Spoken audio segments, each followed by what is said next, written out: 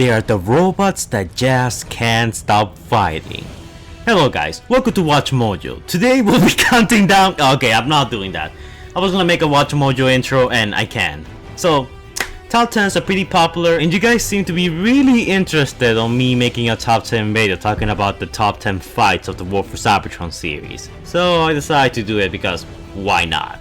I took some liberties with what counts as a fight because some fights are so short that I counted it as its own section, and other ones are intertwined with other action scenes that are going on at the moment, so I had to splice them. I hope you guys don't mind, but I only did that for like the first 3. The rest are pretty much full on fights that we see uninterrupted in the show. So yeah, taking that into account, keep in mind, it is my opinion. If you disagree with me, then you know, you're free to do so, but it's not gonna change my opinion, probably, unless you can make a pretty good argument as to why I'm wrong. But I want you to go to the comments down below and do your own version of this list. Which fight do you think should be a number 1, which one do you think should be a number 10, and so on. I want to hear all about your opinion in the comments down below, so you know, make your own list.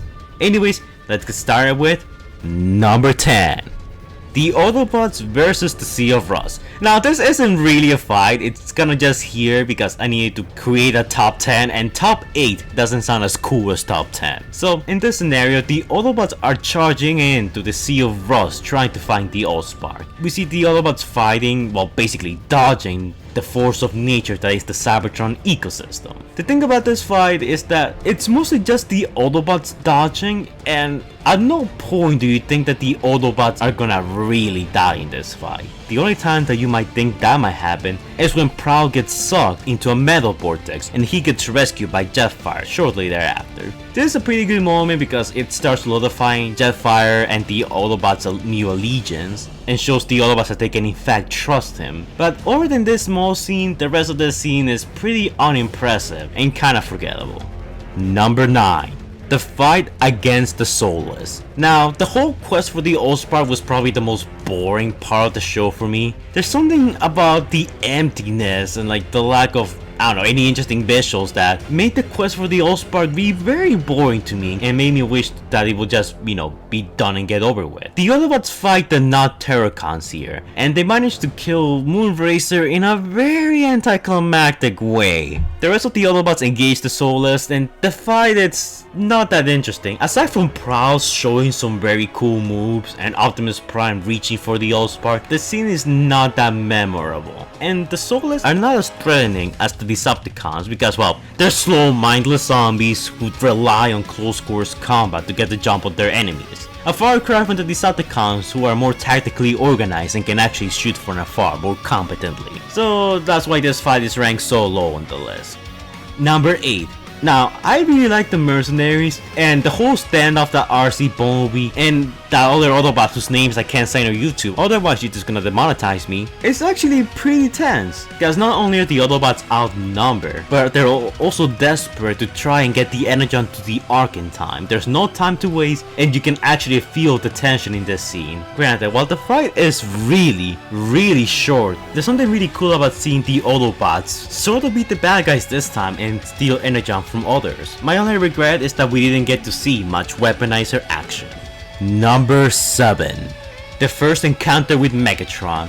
Now, I made fun of this fight in my previous video talking about is Optimus Prime too strong or too weak. And while the whole segment with Bumblebee Wheeljack being interrogated by Starscream and then Jetfire kind of chopping off Starscream's arm is pretty interesting, the fight with Megatron and Optimus Prime really isn't. The primary reason why it's there is for world building purposes and explaining what the setting of the universe is. And I would say it sort of does a decent job at explaining what happened before the war, the relationship between Optimus and Megatron, and where they both rank in terms of power. It makes Optimus Prime feel like a chump, barely landing a single blow on Megatron. Before Optimus Prime meets his end, they get rescued by Elita 1 and make a quick escape. This scene is probably the best part of the fight itself, but overall, the reason why I rank this fight so low is because it drags on for way too long. The other fights in this list are shorter, this from beginning to end when Bumblebee and Wheeljack get caught by the Seekers and when they escape, and when Elita 1 sets off the explosions that will help Optimus Prime and the others escape, takes way too long. It makes this fight feel like a slog to watch when watching it for a second time. Number 6. the Autobots protect the space bridge. Now I might be cheating a little because there's a collection of scenes where the Autobots are careful to shoot down any Seekers that get close to the space bridge, and while the fights themselves are really short, you can definitely feel the tension of the Autobots trying to protect the space bridge from the Decepticons. I especially like the part where Mirage uses power of illusions to mask the entire space bridge station, keeping it hidden from the Seekers. It's a really cool moment for Mirage, and he goes out of his way to risk his life to prevent the Seekers from finding out. The short fight between the Autobots and the Seekers itself is also pretty enjoyable to watch, even though it's cut really short. But this action scene made me respect Mirage a lot, and that's why it's pretty high on the list. Number 5. The Decepticon Ambush. In episode 2, after the Autobots get a message from supposedly Ultra Magnus that Megatron has acquired the Allspark, they set on a mission to retrieve it and prevent it from falling into Megatron's hands. Unfortunately for the Autobots, this was a trap by the power of Megatron and Soundwave. They lured the Autobots into the open and then ambushed them. What I like about this fight is that we get the Autobots and Decepticons engaging in open warfare for the first time in the series, like as you know, a large scale skirmish as opposed to the really small fight we got from part 1. In this fight we see the Autobots struggling. We also see Optimus Prime be more competent than what he was in episode 1.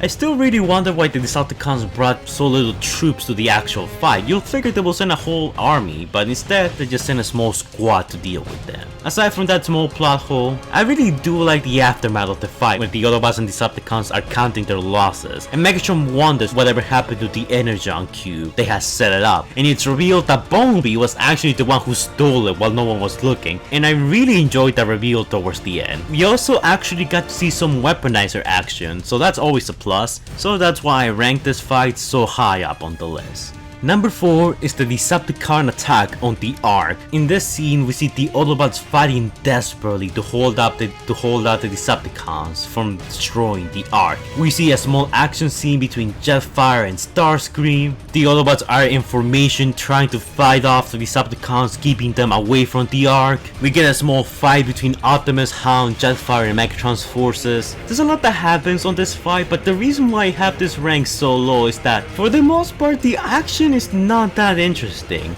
There are a few couple scenes like Jetfire vs Starscream, but that's cut short. Astrotrain makes an appearance, but he doesn't really do anything. The Autobots are mostly seen shooting at random enemies from a distance, instead of engaging against them on hand-to-hand combat, aside from some minor occasions. The highlight of this fight will have to be when the Ark activates for the first time, and it just massacres the Decepticons and then takes off into the night. That's probably the coolest part of this fight. And also we saw my boy Hound single-handedly hold off barricade and a small legion of Decepticons. Shout out to the absolute Mad Laugh. Here's hoping that he gets some more action for Earthrise.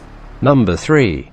The Seekers vs Jetfire. What I like about this fight is that it was so different from everything else that we saw until this point in the series. The Autobots are lacking when it comes to the aerial department, so aerial dogfights are pretty rare in this series. So when we finally got to see one between the now traitor Jetfire and the Seekers, I was all for it. We see some nice choreography with Jetfire transforming and attacking his fellow Seekers while they're in vehicle.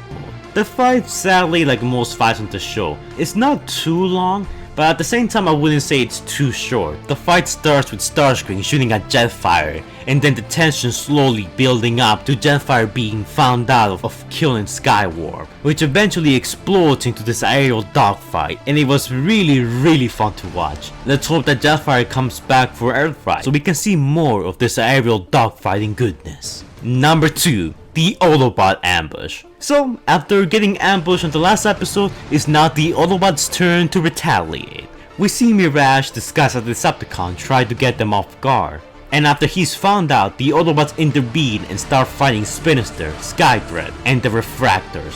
What I like about this fight is that each Autobot is implementing their own unique fighting style. For example, Mirage is using his illusions, Optimus Prime is using his heavy weight and his strength to knock Spinister around, Elita 1 is using her expert marksman skills to shoot down the Seekers, and Wheeljack butts in when the Decepticons least expect it. Each Autobot has a role to play, and each one's fight choreography, its skills is different from the other ones. I honestly wasn't expecting this fight when I first watched episode 3, but I had to say it was a nice surprise, and I really did enjoy this fight. I'm just hoping that for the future we get to see more Autobots and Decepticons fight more uniquely, using their own unique gadgets like grenades, holograms, teleportation, and so on. But sadly throughout the show, not all of them implemented them into their fighting styles and the fight itself. So here's hoping that Earthrise will fix that. And number 1 is the final fight, and honestly, this should go without saying. The tension is at its highest that it has ever been. The Autobots are fighting desperately to not only protect the space bridge, but also get the Osprey away from Cybertron, get the Ark to cross the space bridge, and gather all remaining and missing Autobots in time to evacuate. There's a lot of things that must go right for the Autobots, and it's a very tense scene.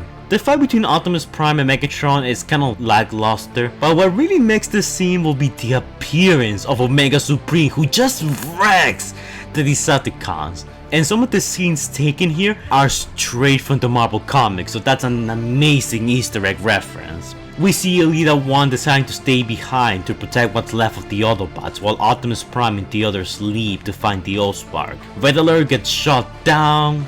Optimus Prime engages a couple of Seekers and has a pretty good action scene. Bumblebee cements his role as a member of the Autobots by shooting Megatron in the back, openly declaring hostility against the Decepticons for the first time. And of course, who can forget that ending, where the Autobots do manage to leave Cybertron, and a devastated Elite 1 and other Autobots look on in sadness, not knowing whether or not their friends managed to survive the explosion of the space bridge. Overall, the ending is left open-ended, and it's kinda considered a cliffhanger, since we don't know where the story could lead on from here, and it leaves the door open for a variety of storylines that could take place in Earthrise. But even when you don't take the story aspect into account, this fight in my opinion is definitely the best one of the series, and it definitely paid off at the end. I just hope that we get more fights like this one in Earthrise. But yeah guys, that is my list for Transformers Siege on Cybertron. But what do you guys think? Do you agree with my list? Do you disagree with my list? If so, where would you place these fights? Maybe you think that some of the fights that were at the lower end of the list should be in the middle. Or maybe you think that some of the fights that were at the beginning, that were at the top of the list, should be on the lower end of the list. Let me know your thoughts on my choices in the comments down below, and feel free to give me your own top 10 fight scenes in the Transformers War For Cybertron series. I'm hoping that when Earthrise comes along, the producers of the show can deliver action scenes that are just as good as the ones on the higher end of the list. So, we'll just have to wait and see. But anyways guys, before we go, shout out to our patrons Morise Prime, Mateo, Mario Gordon, Christopher Prime, Stephanie Ballard, and the absolute madman himself, Jordan the Great, who donated $100. Thank you guys for donating, it's much appreciated, and if you guys want to donate to my Patreon, links will be in the description down below and in the comments down below. By donating to my Patreon, you get access to some of my videos early. You can request your own videos, you receive a shout out at the end of my videos, you can participate in some of my videos if you so choose, and you get a few previews of some of my new works that are currently in development. There are plenty of rewards that you get as a result of becoming one of my patrons, and I do plan to adding a few more in the future as time goes on and the patrons grow, but keep in mind that donating is entirely optional, because freedom is the right of all sentient beings. Thank you to my patrons for donating, it's much appreciated. And if you guys want to donate, you know what to do. So yeah, thanks a lot guys. Anyways guys, that's it for this video, hopefully you'll enjoy.